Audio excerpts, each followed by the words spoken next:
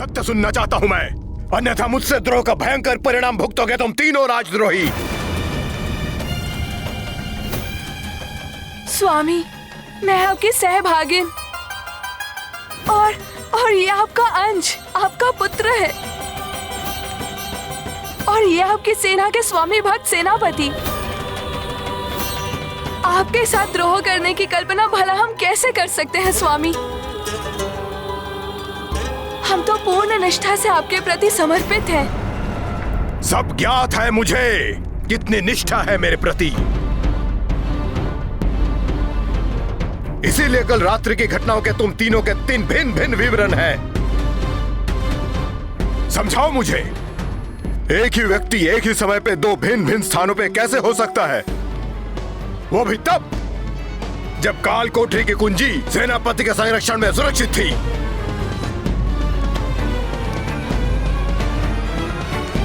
आपको इस भक्त का कोटि कोटि नमन प्रभु श्री हरि।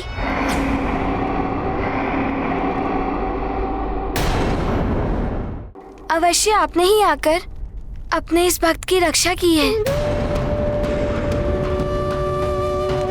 पिताश्री, प्रभु श्री हरि के लिए कुछ भी असंभव नहीं है। माताश्री और सेनापति जी का इसमें कोई दोष नहीं। मुझे विश्वास है कि प्रभु ही आए थे। प्रभु श्री हरि, प्रभु श्री हरि, प्रभु श्री हरि, प्रभु श्री हरि।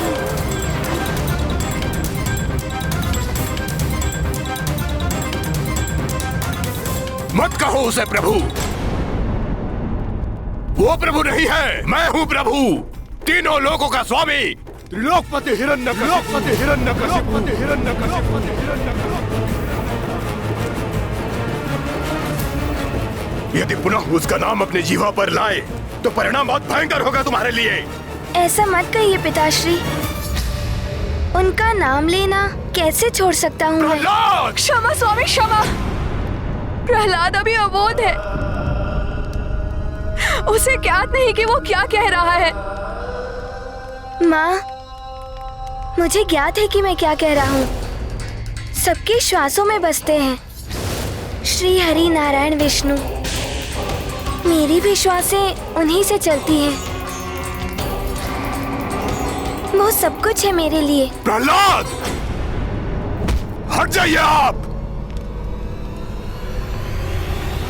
नहीं स्वामी, नहीं नहीं,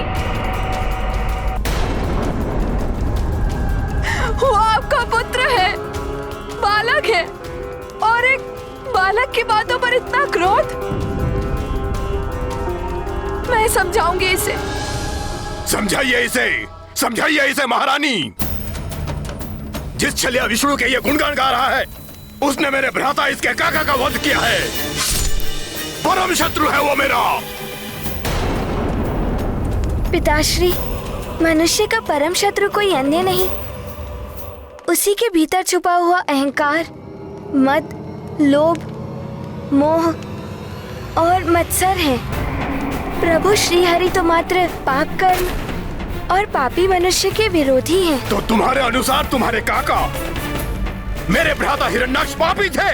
मैं ये नहीं जानता पिताश्री, किंतु इतना अवश्य मुझे ज्ञात है, यदि उन्हें श्री हरि नारायण के हाथों मृत्यु प्राप्त हुई तो उनसे बड़ा सौभाग्य हम में से किसी और का नहीं हो सकता।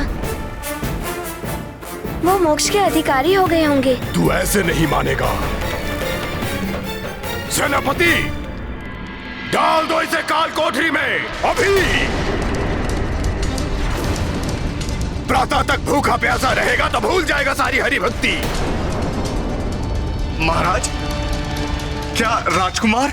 डाल दो इसे काल कोठरी में, इसे काल कोठरी में अभी।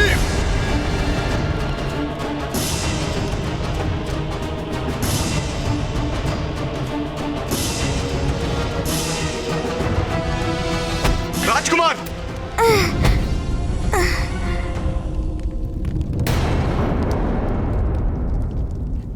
स्वामी, पुत्र प्रहलाद को ऐसा कठोर दंड मत दीजिए। ले जाओ इसे। स्वामी, मैंने कहा ले जाओ इसे।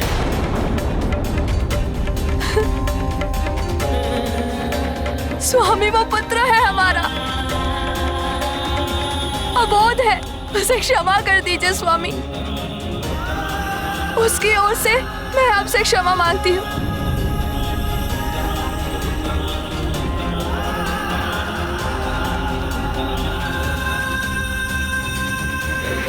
पुत्र,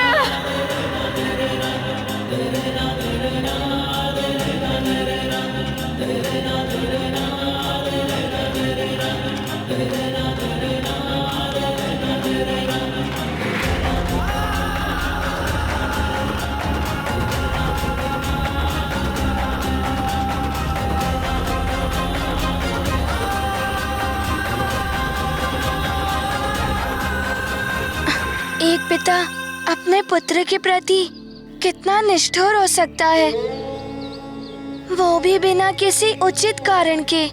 पुत्र मनुष्य के स्वयं के भीतर छुपे हुए विकार ही उनके सबसे बड़े शत्रु होते हैं, और उन्हीं विकारों के कारण हिरण्यकश्यपु की बुद्धि भ्रष्ट हो चुकी थी। वो उचित अनुचित के भेद को समझ नहीं पा रहा था। सत्य है माता, क्रोध और अहंकार मनुष्य को मानवता के स्थान पर दानवता के पथ पर ले जाता है माता।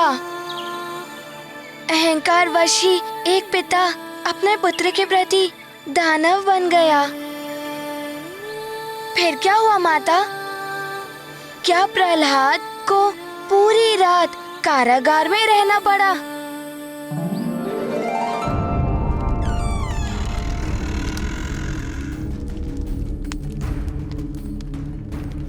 राजकुमार, छोड़ दीजिए ना ये हरि भक्ति, अपने सर्वशक्तिमान पिता की शरण ले लीजिए। इस पीड़ा से मुक्त हो जाएंगे आप। हरि भक्ति तो मेरे श्वासों में बसी हुई है, उसे त्यागना मेरे वश में नहीं है। अल्पायु बालक हैं आप। काल कोठरी का अंधेरा भयावह होता है, बिना प्रकाश के कैसे रह पाएंगे आप यहाँ? जिनके हृदय में हरि भक्ति की ज्योति प्रज्वलित रहती है, उन्हें किसी भी अंधकार से भय नहीं लगता। क्षमा कीजिएगा राजकुमार, अब मुझे जाना होगा। प्रणाम।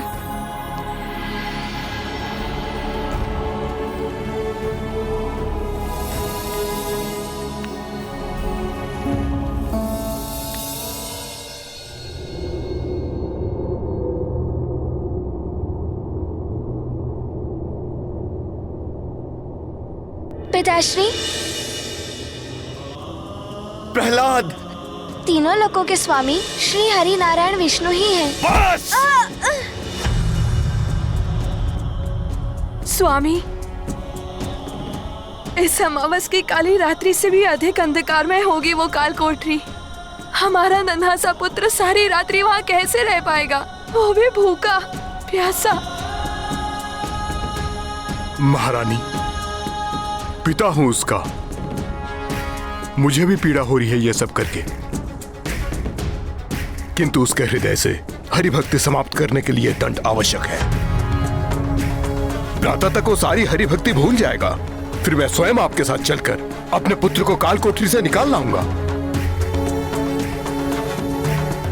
महारानी, अब भोजन करके विश्राम कीजिए।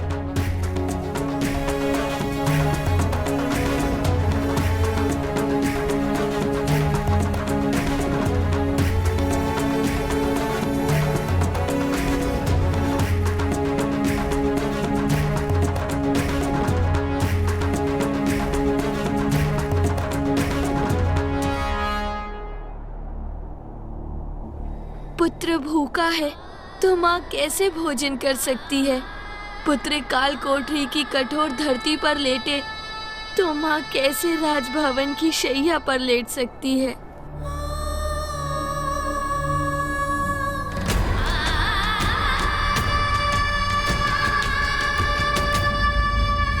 माँ का हृदय ऐसा ही होता है। मेरी माँ भी मुझे भूखा प्यासा नहीं देख सकती। वो भी मेरे लिए सदैव ऐसे ही चिंतित रहती हैं। अरे, इतने दुर्बल दिखाई दे रहे हो। प्रतीत होता है भोजन नहीं किया तुमने इतने दिनों। नहीं माँ, ये तो आपकी ममता भरी दृष्टि को लग रहा है कि मैं दुर्बल हो गया हूँ, किंतु जैसा हनुमान पहले था वैसा ही है। बस बस, चलो आज मैं तुम्हें अपने हाथों से भोजन बनाकर खिलाऊंगी। तुम पहले जाओ और स्नान कर। आज तो बड़ा ही आनंद आएगा। माँ बनाएंगी पकवान, जी भर खाएगा हनुमान। पुत्र हनुमान, माँ की ममता में ही प्रभु का पवित्र प्रेम छुपा होता है हनुमान। पुत्र हनुमान, अब तुम ये पूछो कि भक्त प्रहलाद ने क्या किया। उसने काल कोठरी के अंधकार को प्रभु श्री हरि नारायण के मंत्रों के प्रकाश से भर दिया। ओम नारायणाय नमः, ओम नारायणाय नमः, ओम नारायणाय नमः।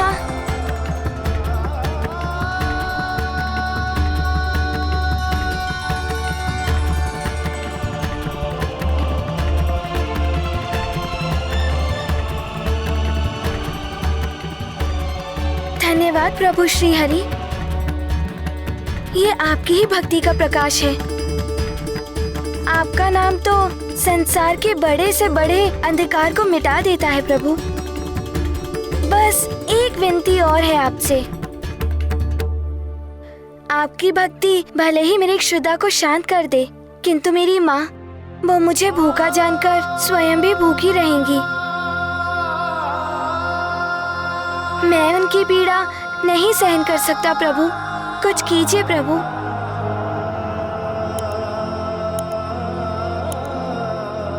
ओम नारायणाय नमः, ओम नारायणाय नमः,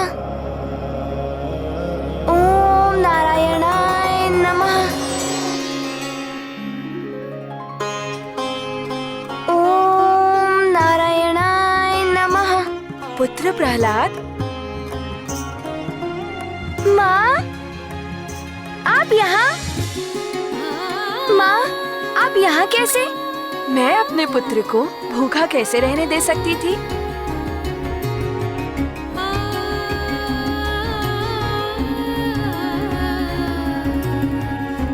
आप मेरे लिए आई हैं माँ। किंतु माता, जब दैत्यराज हिरण्यकश्यपु को प्रातःकाल ज्ञात हुआ होगा तो बहुत बड़ा अनर्थ हुआ होगा ना? पुत्र हनुमान, प्रातःकाल जब हिरण्यकश्यपु बंदी गृह पहुंचा, उसके साथ महारानी कयाधु भी थी।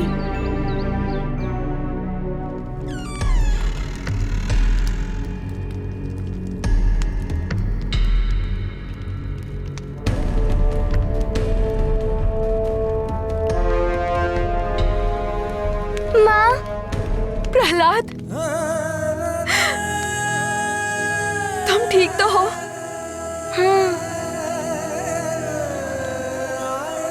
चरण स्पर्श माताश्री। आयुष्मान भव।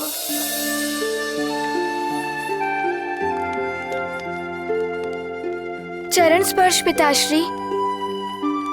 इस काल कोठरी के अंधकार में भय तो बड़ा लगा होगा, और भूख ने तो अब तक तुम्हारे मन को परिवर्तित कर दिया होगा प्रहलाद। पिताश्री, अंधकार तो था ही नहीं, प्रभु श्री हरि की भक्ति का प्रकाश था यहाँ।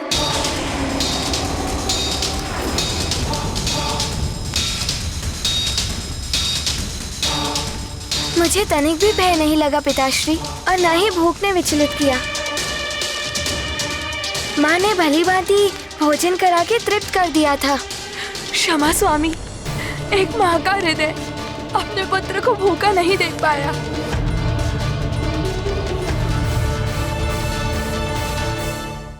क्षमा स्वामी, एक माँ का हृदय अपने पुत्र को भूखा नहीं देख पाया। रात्रि में जब प्रहलाद मेरे पास आया तो मैं स्वयं को रोक नहीं पाई और मैंने इसे भोजन कराया। माँ,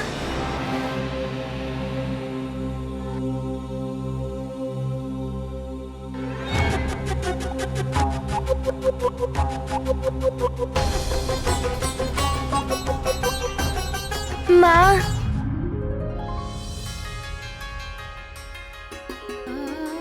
पुत्र,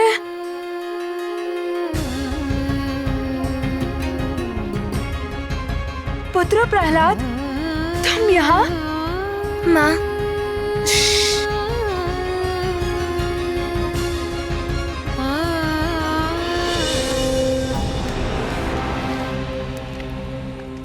इस काल कोठरी की सुदृढ़ सुरक्षा व्यवस्था को भेद कर तुम बाहर कैसे निकले?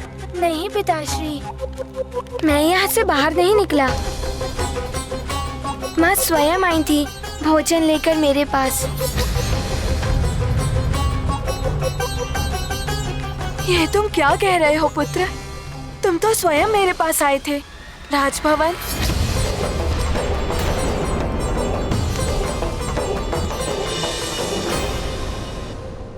माँ, मुझे ज्ञात था आप मुझे भूखा जानकर स्वयं भी भोजन ग्रहण नहीं करेंगी, इसलिए मैं यहाँ आ गया आपके पास।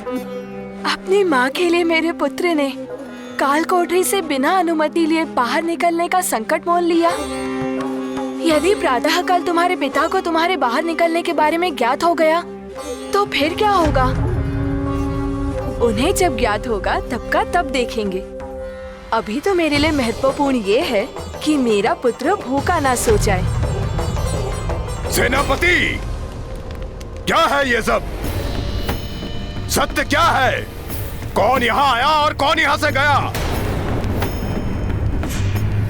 महाराज, काल कोठरी की कुंजी पूरे समय मेरे ही पास, ना तो कोई यहाँ से बाहर गया ना ही भीतर आया। ये कैसे संभव है?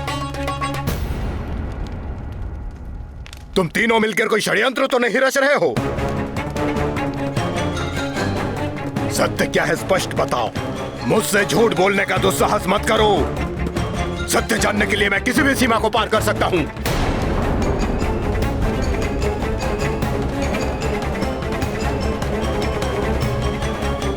किसी भी सीमा को।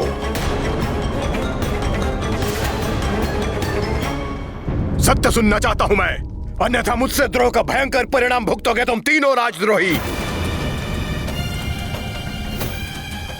स्वामी, मैं आपकी सहभागिन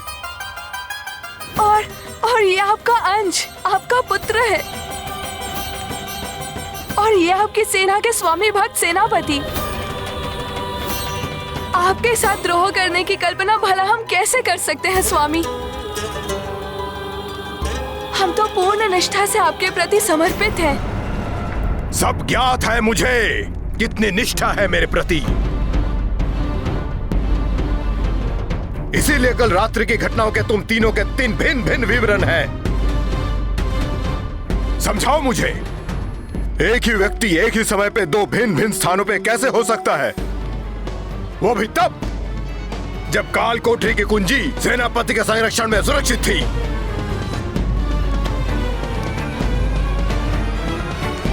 आपको इस भक्त का कोटि कोटि नमन प्रभु श्री हरि।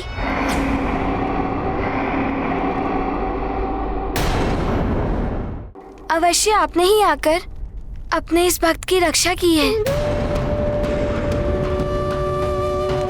पिताश्री, प्रभु श्री हरि के लिए कुछ भी असंभव नहीं है। माताश्री और सेनापति जी का इसमें कोई दोष नहीं।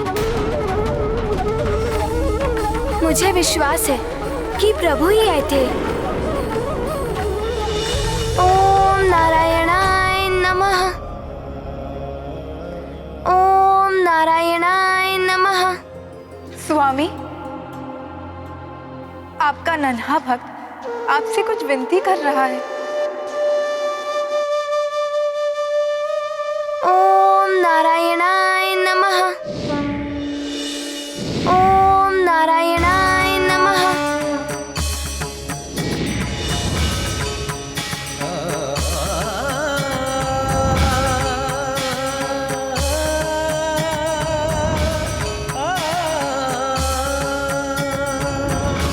ओम नारायणाय नमः। कष्ट में भक्त को देखे नाही, विष्णु रूप बदल कर आई। भय प्रहलादा माँ के हेतु, पुत्र के लाए भय कयाधु। मातृ और पुत्र दोनों को हरि भोजन अरुनिद्रा सुलभ करी, हनुमन शत शत करत नमन, जय श्री नारायण भगवन।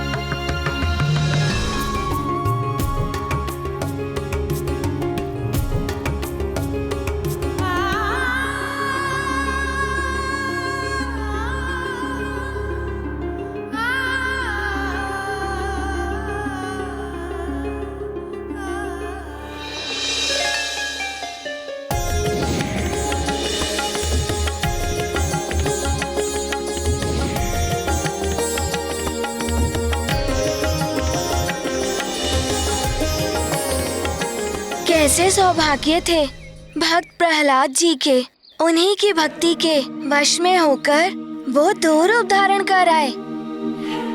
पहले पुत्र बनकर माँ को भोजन कराया और माता बनकर पुत्र को। प्रभु कभी भी अपने भक्तों को ऐसे कष्ट में नहीं देख सकते। प्रभु तो माता भी होते हैं, पिता भी, बंधु भी, तो सखा भी। अपने भक्तों के लिए वो किसी भी रूप में आकर उनके कष्टों का निवारण करते हैं। बस, बस, बस, बस, बस, बस। शांत हो जाओ। मेरी राजसभा में उस कपटी हरि का नाम लेने का दुस्साहस मत करो। मैं ये घृणित नाम कदापि नहीं सुन सकता। पिताश्री, जब आप मुझे प्रभु श्री हरि का नाम नहीं लेने का आदेश देते हैं, तब आप भी मेरे साथ उनका नाम स्मरण करते हैं। मैं प्रेम से उनका स्मरण करता हूँ और आप क्रोध से। परंतु भाव कोई भी हो, हम दोनों प्रभु का स्मरण कर एक साथ पुण्य के भाग बनते हैं। बंद करो अपने अनर्गल प्रलाप। मेरे स्मरण से ही पुण्य की प्राप्ति होती है। मैं हूँ प्रभु, मैं हूँ प्रभु, मैं हूँ प्रभु, मैं हूँ प्रभु, मैं हूँ प्रभु, मैं हूँ प्रभु। कुंभकर्ण इतना शक्तिशाली असुर है, इसके उपरांत भी वो इतनी निद्रा में क्यों रहता है? भ्राता कुंभकर्ण अपनी असीम सुधा को तृप्त करने के लिए असीमित भोजन करते थे। उन्हें रोकने अथवा नियंत्रित करने का साहस किसी में नहीं था, अतः उन्हें वरदान के रूप में अभिशाप प्राप्त हुआ। वरदान के रूप में अभिशाप? वो कैसे? क्या था वो अभिशाप? कालांतर में हम तीनों भाइयों ने, मैं, भ्राता रावण और भ्राता कुंभकर्ण ने घोर तपस्या की और हमारी तपस्या से प्रसन्न होकर ब्रह्मदेव ने हमें इच्छित वर प्रदान करने के लिए दर्शन दिए। ओम ब्रह्मदेवाय नमः। ओम ब्रह्मदेवाय नमः।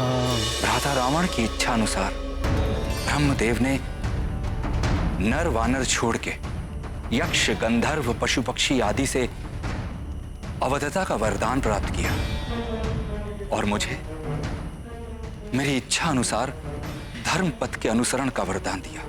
और जब भ्राता कुंभकर्ण का समय आया तो पूरी सृष्टि को उनका भोजन बनने से रोकने के लिए विधाता ने पूर्व काल में ही योजना बना ली थी। ओम ब्रह्मदेवाय नमः। पुत्र,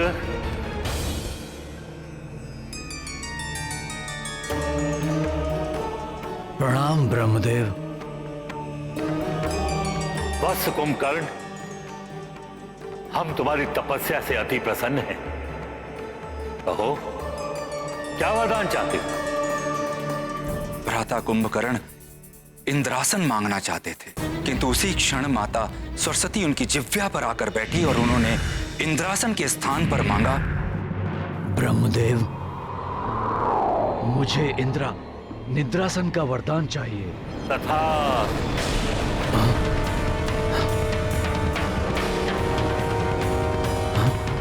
ये मैंने क्या मांग लिया? तुम 6 माह तक निद्रासन पर रहोगे और फिर एक दिवस के लिए अपनी क्षुधा को शांत करने के लिए उठोगे, फिर पुनः निद्रा मग्न हो जाओगे। यही क्रम तुम्हारे जीवन भर चलता रहेगा और यदि कोई तुम्हें नियत समय से पूर्व निद्रा से जगाएगा तो तुम्हारा जीवन संकट में पड़ जाएगा। किंतु सब कुछ जानते हुए भी भ्राता लंकेश ने असमय युद्ध के लिए भ्राता कुंभकर्ण की निंद्रा भंग कर दी, जिस कारण अब वो अधिक ही दुर्दांत सिद्ध होंगे। आपने जो किया अनुचित किया है भ्राता। ये क्या कह रहे हो तुम? अपनी पत्नी की रक्षा करना प्रत्येक पति का कर्तव्य है। अनुचित कार्य तो आपने किया है, देवी सीता का अपहरण करके। यदि आपको शूर्पणखा का प्रतिशोध ही लेना था तो उस वनवासी राम के साथ वीरता पूर्वक युद्ध करते, परंतु आपने तो कुछ और ही किया। एक चोर कर्म करते हुए सीता का हरण करके एक अत्यंत ही घृणित कार्य किया है आपने। कुंभकर्ण, मेरे अनुज होकर मेरे शत्रु का पक्ष ले रहे हो तुम? नहीं भ्राताश्री, परंतु जब बड़े पथ भ्रष्ट हो जाएं, तो हम छोटों का ये कर्तव्य है कि हम उन्हें उचित मार्ग दिखाएं। भ्राताश्री, शूर्पणखा के बारे में मैं ही नहीं, आप भी भली भांति परिचित हैं और अवश्य ही वो काम के वशीभूत होकर उस वनवासी राम के पास गई होगी और इसीलिए उसकी नाक काटी गई होगी। प्रतीत होता है कि अभी भी निद्रा के प्रभाव में हो तुम कुंभकर्ण, इसलिए तुम्हें दिखाई नहीं दे रहा कि हमारे राक्षस कुल और हमारी लंका को कितनी क्षति पहुंचाई है उन नर और वानरों ने। नहीं भ्राताश्री, धर्म के मार्ग को छोड़कर अधर्म के मार्ग पर चलने वाले राजा और उसकी प्रजा दोनों को ही दुष्परिणाम भोगने पड़ते हैं। काम, क्रोध, मद, लोभ, ये सब मोह विकार हैं मन के, जिनके वशीभूत होकर धर्म और नीति का मार्ग त्याग कर मनुष्य अधर्म और अनीति का मार्ग अपना लेता है। वही आपने भी किया है भ्राताश्री। बंद करो ये अपना नरगल प्रलाप। विभीषण के जैसे द्रोही की भाषा बोल रहे हो तुम। जाओ, जाकर मिल जाओ मेरे शत्रुओं से। देश दे रहे हो, युद्ध के लिए उठाया है मैंने तुम्हें, ना कि प्रवचन देने के लिए। जाओ। लंकेश रावण में अब भी इतना सामर्थ्य है कि तुम्हारे बिना वो ये युद्ध लड़ सके। भ्राता कुंभकर्ण हैं तो असुर, किंतु बड़े ज्ञानी हैं। वो नीति और धर्म को भली भांति जानते हैं। वो भ्राता लंकेश को समझाने का प्रयास अवश्य करेंगे। कदाचित भ्राता रावण भ्राता कुंभकर्ण की बात समझ जाए,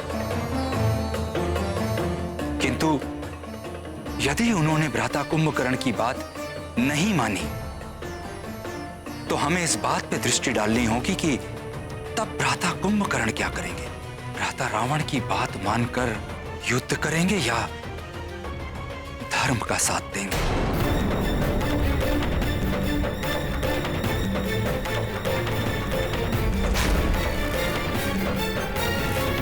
रुक जाइए भ्राताश्री, आप भले ही अधर्म और अनीति के मार्ग पर चल रहे हो, परंतु आपके इस अनुज का ये धर्म है वो अपने ज्येष्ठ भ्राताश्री की आज्ञा का पालन करे। जाएगा कुंभकर्ण इस युद्ध में और उस नर और उसकी वानर सेना को चींटियों की भांति मसल कर रख देगा। आपका ये अनुज। भ्राता लंकेश, आप निश्चिंत होकर विश्राम कीजिए।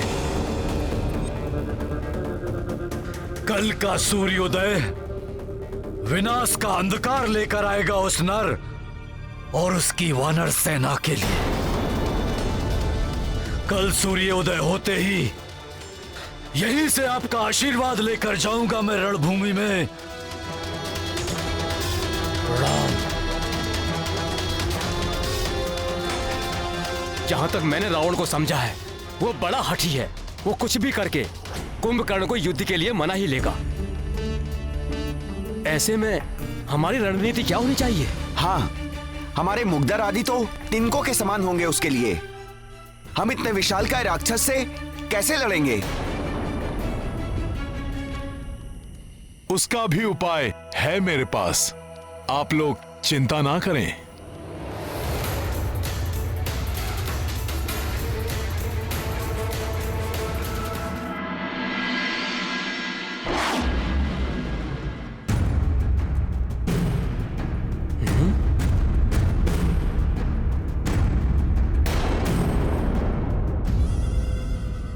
जब वो राक्षस आएगा तो हम इन वृक्षों के तनों से प्रहार कर उसका मार्ग रोक देंगे।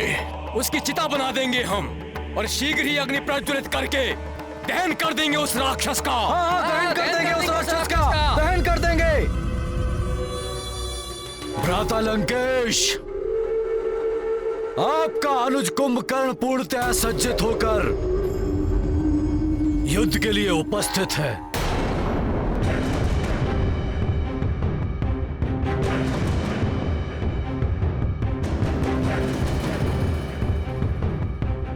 मुझे आशीर्वाद दीजिए भ्राता।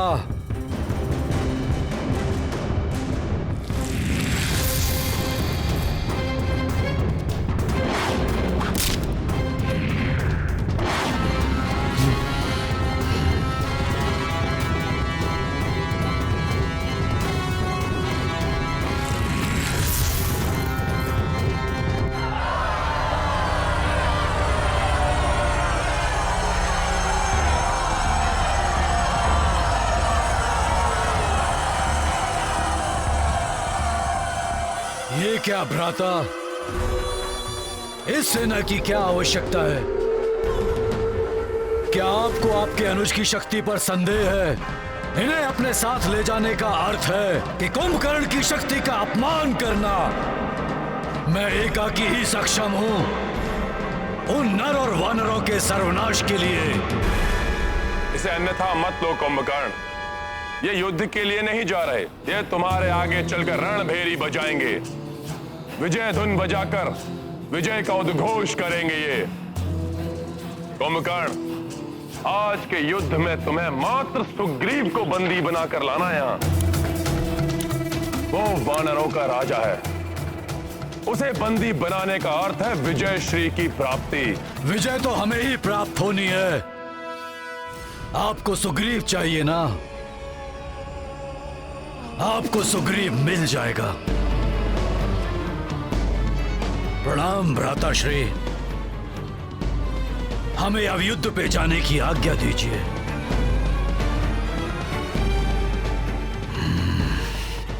महापार्श महोदर, तुम भी साथ में जाओ। रणभेरी लिए हुए सैनिकों के पास अस्त्र शस्त्र भी है, आवश्यकता पड़ने पर उनका प्रयोग कर लेना। कुंभकर्ण का कोई विश्वास नहीं, युद्ध भूमि में ही निद्रालीन हो सकता है वो। और यदि वानरों का रक्त उसके मुख तक पहुंच गया तो वो युद्ध को भूलकर उन वानरों को खाने में जुट जाएगा। ऐसे में उसका उद्देश्य स्मरण कराना तुम दोनों का कार्य है।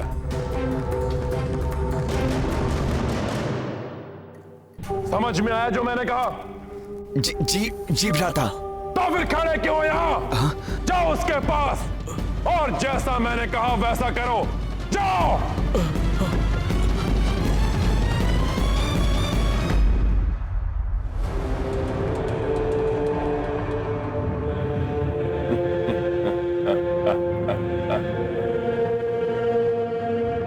आज अंत होगा इस युद्ध का। विजय भव कुंभकर्ण।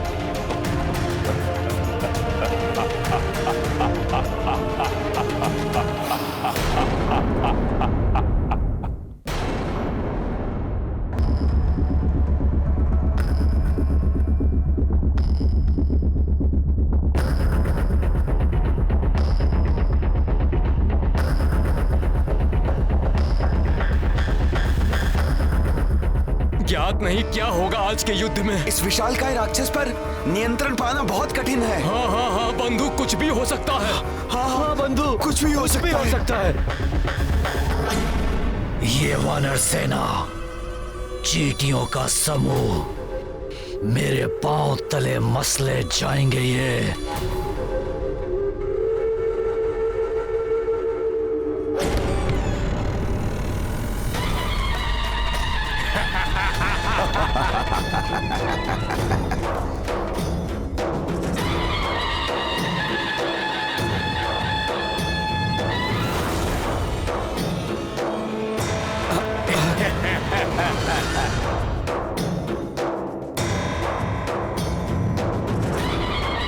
ये विजय धुन, युद्ध से पूर्व ही विजय धुन। भ्राता लंकेश का अभिमान है ये। भ्राता कुंभकर्ण के युद्ध भूमि में आने से पूर्व ही विजय धुनी बजाकर युद्ध में विजय की घोषणा कर रहे हैं ये। रावण यदि इसी से प्रसन्न होना चाहे तो हो ले, परंतु सत्य तो यह है, अधर्म कितनी भी बड़ी शक्ति के साथ रणभूमि में क्यों न उतरे, विजय सदैव धर्म की होती है।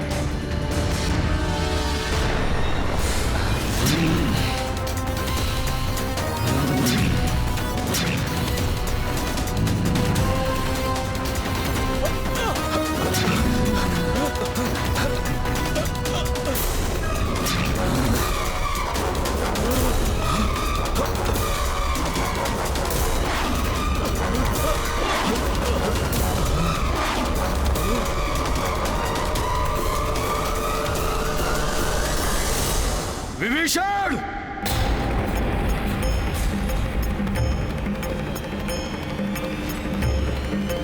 विभीषण जी, मेरे विचार से आपको वहां नहीं जाना चाहिए। विभीषण जी, जो क्रोध कुंभकर्ण के मुख पर दिखाई दे रहा है, उससे प्रतीत होता है कि वो आपको चेतावनी दिए बिना ही आपका वध कर देगा।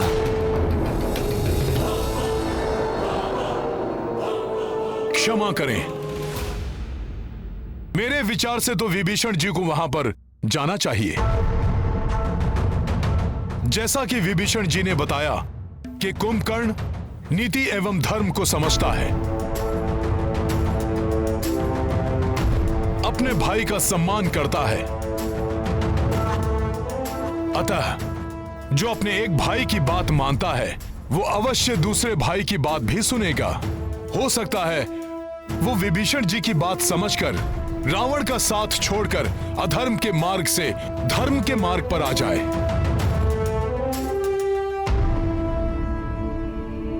हाँ, उनका अनुज भ्राता हूं मैं। उन्हें सुझाव देने का अधिकार है मेरा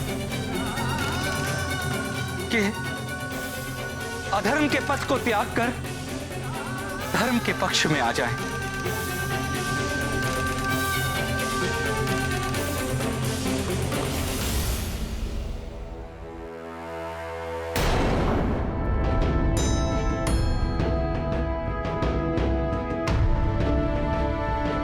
प्रभु, यदि आपकी अनुमति हो तो मैं भी विभीषण जी के साथ जाना चाहता हूं। यदि स्थिति प्रतिकूल हो गई तो मैं संभाल सकता हूं।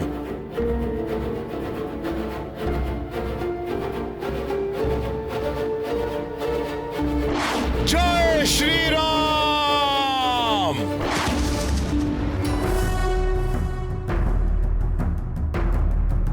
प्रणाम भ्राताश्री।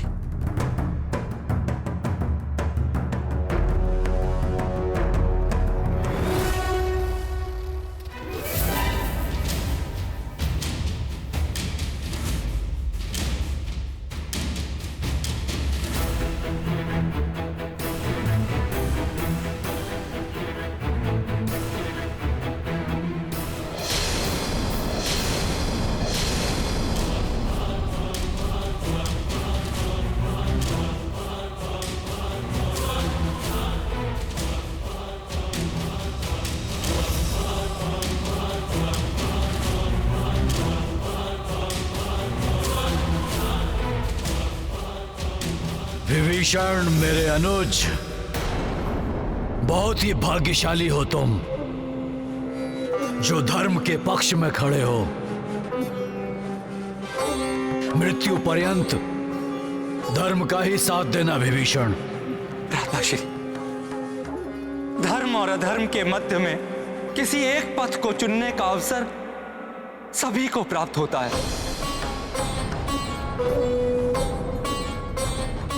आप भी अधर्म के पथ को त्याग कर धर्म के पक्ष में आ जाइए।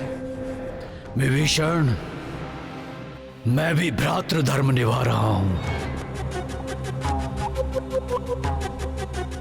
मैं भ्राता लंकेश से द्रोह नहीं कर सकता। मैं धर्म या अधर्म के लिए इस युद्ध भूमि में नहीं आया हूं।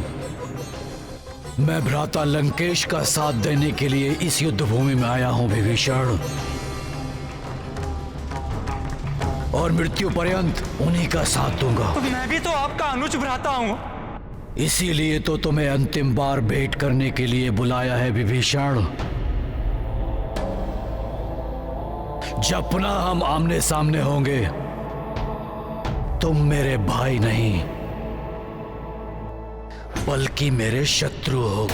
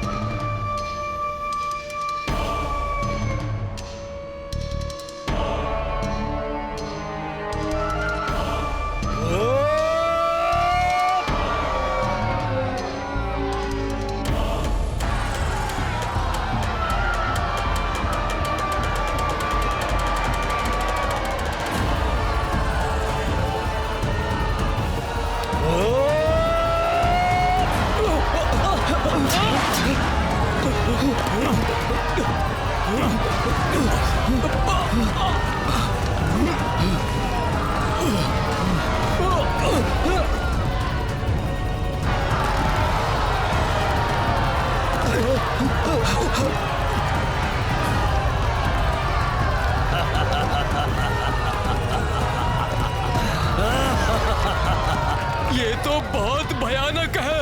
भागो राम सेतु की ओर। भागो, चलो भागो, चलो भागो। देख रहे हो महोदर, वानरों की भागती हुई सेना। हाँ महापाश, उचित होता कि आरंभ में ही भ्राता कुंभकर्ण को भेज दिया जाता।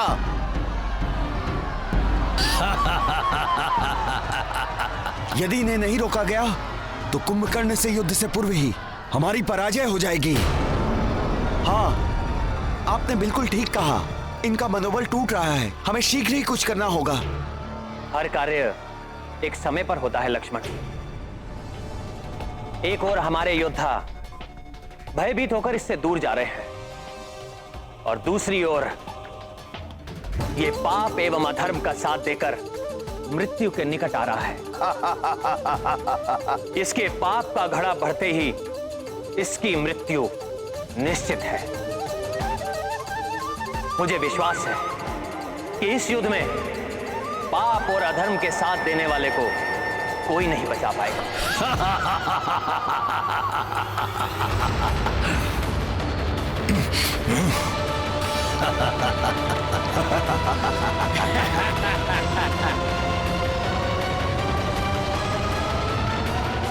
व्यक्ति का ज्ञान यदि सत्य और धर्म के साथ ना हो तो सब व्यर्थ है।